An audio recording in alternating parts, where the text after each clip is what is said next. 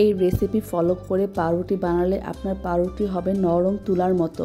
A to Z সব কিছু এখানে আমি শেয়ার করব আপনাদের সাথে। প্যাকেটে আটা নিয়েছি 1 কাপ আর 4 ভাগের 1 কাপ।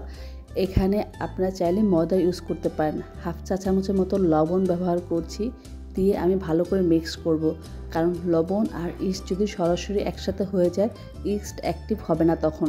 সেই ক্ষেত্রে একটু ভালো করে মিশিয়ে নিতে হবে, আর না চাইলে পরেও লবণটা ইউজ করতে পারেন।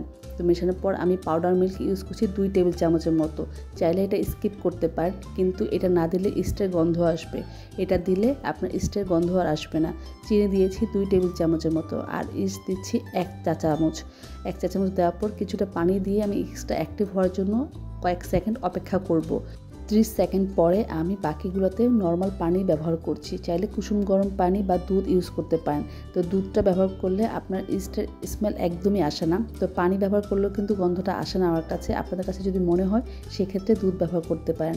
এখানে পরিমাণটা হবে 1/4 কাপের মতো পানি, আর 2 টেবিল চামচের মতো লাগতে পারে, কারণ এটা একটা সফট ডো তৈরি করতে হবে। দেখেন একদম সফট, মনে হয় যে হাতে একদম লেগে গেছে, কিন্তু আপনার টেনশন করবেন না। যত সফট ডো তৈরি করতে পারবেন পাউরুটি তত নরম হবে। ঘড়ি ধরে 5 মিনিট ময়ান করব। ময়ান করার পর দেখেন রাবারের মতো হচ্ছে, তখন টেনশন করার কিছু নেই। আপনি খাবার তেল দিয়ে দিবেন 2 টেবিল চামচের মতো। প্রথমে 1 চা চামচ দিয়ে ভালো করে ময়ান করবেন আরও 2-3 মিনিটের মতো। বাকি তেলটা দিয়েও ময়ান করতে হবে। ইন টোটাল এখানে 8 মিনিট ঘড়ি ধরে ময়ান করতে হবে। 8 মিনিট ময়ান করা হয়ে গেলে এটাকে ঢেকে রেখে দিতে হবে 1 ঘন্টার জন্য। তবে 1 থেকে 1.5 ঘন্টার বেশি রাখবেন না কখনই, তাহলে ইস্টের গন্ধটা কিন্তু বেড়ে যাবে। এটা রেখে দিবেন চুলার পাশে, বা ওভেন বন্ধ করে ওভেনের ভিতর রেখে দিতে পারেন। তখনই দেখবেন যে ইস্টটা অ্যাক্টিভ হয়ে ডাবল হয়ে যাবে। দেখেন ডাবল হয়ে গেছে মাশাআল্লাহ, 1 ঘন্টার ভিতর হয়ে যায়। তারপর বাতাসটা বের করে নেব। এক্সট্রা আটা গুঁড়া দিয়ে আমি এটাকে একটু ময়ান করে নিয়েছি 1 মিনিটের মতো। নিয়ে আমি এটা এখন রুটির মতো বেলে নিব। প্রথমে কিছুটা এক্সট্রা আটা দিয়ে আমি রুটির মতো করে বেলে নিব। তো এটা হাতে লাগবে না, কিছুটা গুঁড়া যদি আপনি ছিটিয়ে নেন আটার, একটু নরম হলে কিন্তু পাউরুটিটা নরম হবে, সেজন্যই একটু নরম করা। এখন রুটির মতো বেলে আমি এরকম গোল শেপ করে নিচ্ছি।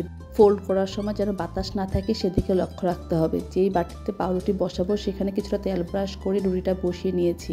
নিয়ে আমি ঠিক 15 মিনিটের জন্য ঢেকে রেখে দিব গরম জায়গায়। চুলার পাশে রাখতে পারলে বেশি ভালো। ডিমের কুসুম উপরে ব্রাশ করে দিব। প্রি হিট করে রেখেছিলাম পাতিলে মিডিয়াম আছে, সেখানে একটা স্ট্যান্ড বসিয়ে আমি পাউরুটিটা বসিয়ে দিব 20 মিনিটের জন্য। 20 মিনিট পর যখন পাউরুটিটা হাত দিয়ে চাপ দিবেন এবং ভিতরে দেখবেন যে ঢুকে না, উঠে আসে উপরের দিকে, তাহলে বুঝবেন যে হয়ে গেছে, বা একটা স্টিক দিয়ে চেক করতে পারেন। আর একটা ভেজা তাওয়াল দিয়ে 10 মিনিটের জন্য এটাকে আমি রেখে দিয়েছিলাম ঢেকে। 10 মিনিট পর আমি এটাকে মোল্ড আউট করছি। দেখেন মাশাআল্লাহ কত সুন্দর হয়েছে। পাউরুটি ঠান্ডা হওয়ার পর স্লাইস করতে হবে। আর এরকম একটি স্বাস্থ্যকর পাউরুটি আপনি যে কোনো সময় তৈরি করতে পারবেন। দুটো জিনিস মাথায় রাখলেই হবে। এক, আপনাকে অবশ্যই একটি সফট ডো তৈরি করতে হবে, এবং মিনিমাম 8 মিনিট আপনাকে ডোটাকে ময়ান করতে হবে। আর ভালো মানের একটা ইস্ট ব্যবহার করতে হবে। ইস্ট ব্যবহার করতে হবে ঠিক 2 ঘন্টার ভিতরেই পাউরুটি বানিয়ে ফেলতে হবে। এর বেশি সময় রাখলেই ইস্টের গন্ধ আসবে। সেই ক্ষেত্রে অবশ্যই আপনাকে 2 ঘন্টার ভিতরেই পাউরুটি ডো চুলায় দিয়ে দিতে হবে। তাহলেই পারফেক্ট একটি পাউরুটি পাবেন এবং ইস্টের গন্ধ ছাড়া একটি স্বাস্থ্যকর পাউরুটি পাবেন। ধন্যবাদ সবাইকে। আল্লাহ হাফেজ।